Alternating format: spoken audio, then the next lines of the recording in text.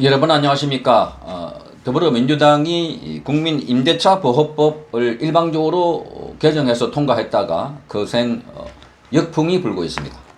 여기에 대해서 더불어민주당 의원 소속의 의원들이 이 월세가 전세보다 훨씬 낫다 하는 이러한 이상한 억지 논리를 펴고 있다가 지금 거센 역풍을 또다시 맞고 있습니다. 더불어민주당의 윤준병 의원도 저도 월세에 살고 있다. 몸소 월세를 실천하고 있다. 이렇게 이야기를 하고 있습니다. 자신이 월세에 살고 있다고 강조한 것입니다.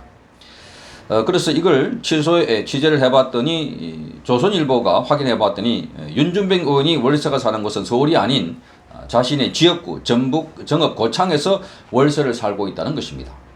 자, 지역구에서 월세를 사는 것은 정치인이기 때문에 국회의원이기 때문에 어쩔 수 없이 주거 형태가 그렇게 바뀐 것입니다. 지역구 국회의원 4년을 하면서 4년 내내 지역구에 사는 것도 아니고 주로 의정활동은 서울 여의도에서 하고 있는 것입니다.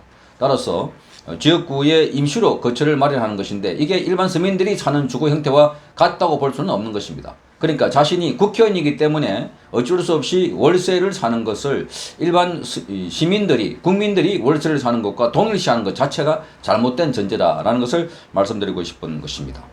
그리고 지금은 자기가 오히려 서울의 집은 구기동에 있는 연립주택과 서울 마포 공덕동에 있는 오피스텔을 갖고 있다고 합니다. 그러니까 2주택인 것이죠. 다주택자이면서도 자신이 월세를 살고 있다라고 이야기하는 것 자체가 맞지 않을 뿐더러 국회의원 신분이기 때문에 더욱더 그러하다 하는 것을 말씀드립니다. 그런데 이 윤준병은 한 라디오에 출연해서 전세는 선이고 월세는 악이라는 표현은 적절치 않다, 잘못된 것이다 라고 이야기를 하면서 현재 60%가 월세에 살고 있다. 월세가 더 많은 비중을 차지하고 있다. 따라서 월세 사는 사람들을 나쁘다라고 인식하는 것은 옳지 않다라고 말하고 있습니다.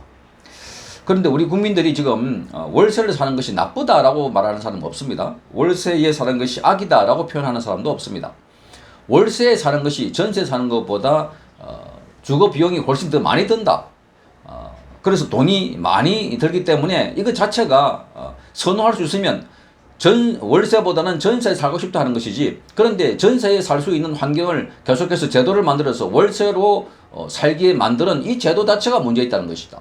이 제도 자체가. 그러면서 전체 지금 시대가 월세로 전환되고 있고 월세 사는 시대가 온다라고 주장하는 것이 지금 서민들의 주거 환경 또는 가계를 전혀 고려치 않는 그런 정책이 아닌가라고 비판하고 있는 것입니다. 그러니까 월세 사는 것이 나쁘고 전세 사는 것이 좋다라는 것이 아니라 월세보다는 전세를 더 선호한다는 것입니다.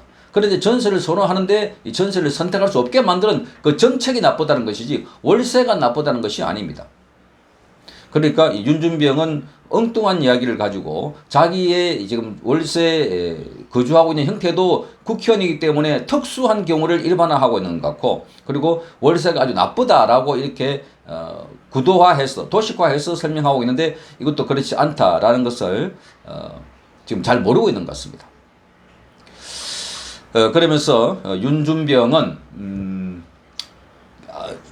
앞으로 4년 후에 임대료가 대폭 상승할 것이라는 전망이 나오는 것에 대해서 4년 기간 내내 4년 기간 안에 부동산을 많이 가지고 계신 분들에 대한 보유세 강화, 그리고 불로소득을 환수하는 문제, 세입자에 대한 두터운 보호 이런 게 작동되면 훨씬 지금보다 더 안정될 것이다 이렇게 장담하고 있습니다. 그런데 이 정부 들어서서 부동산 대책을 놓은 게 벌써 22번째입니다.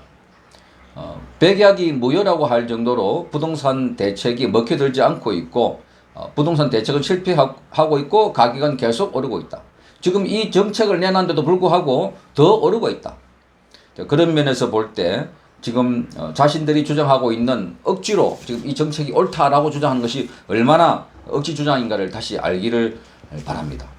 그리고 오늘 아침에 조선일보가 취재한 바에 따르면 5억을 전세가가 5억인 경우를 전세로 바꾸면 월 부담액이 40만 원 정도 더 늘어난다 하는 것을 실증적으로 보여주고 있습니다.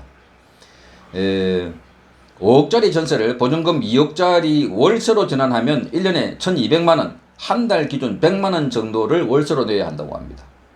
전월세 전환 상한선은 4%다. 정부가 전환 기준금리를 토대로 4%이기 때문에 그래서 2억 보증금 2억 원에 월세를 전환하면 1년에 100만 원 정도 내야 하는데 반면에 현금 2억 원에 나머지 3억 원을 시중은행에서 대출을 받아서 전세로 산다면 얼마나 할까? 주거비는 1년에 750만 원, 한 달에 62만 5천 원이라고 합니다.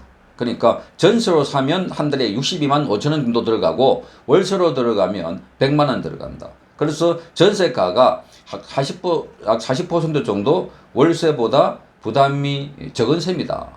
그러니까 이렇게 실정적으로 나타나고 있는데도 불구하고 지금 월세가 훨씬 좋다, 월세가 대세다, 월세 시대가 온다 이런 식으로 말하고 있으니까 이 국민들이 지금 이런 정책을 입안하는 사람들이 국민의 입장을 전혀 고려하지 않고 월세 자기 정책의 정당성을 주장하기 위해서 오히려 억지로 전세보다 월세가 좋다 이런 식으로 지금 말하고 있는 것이 아닌가 이렇게 이야기하고 있습니다.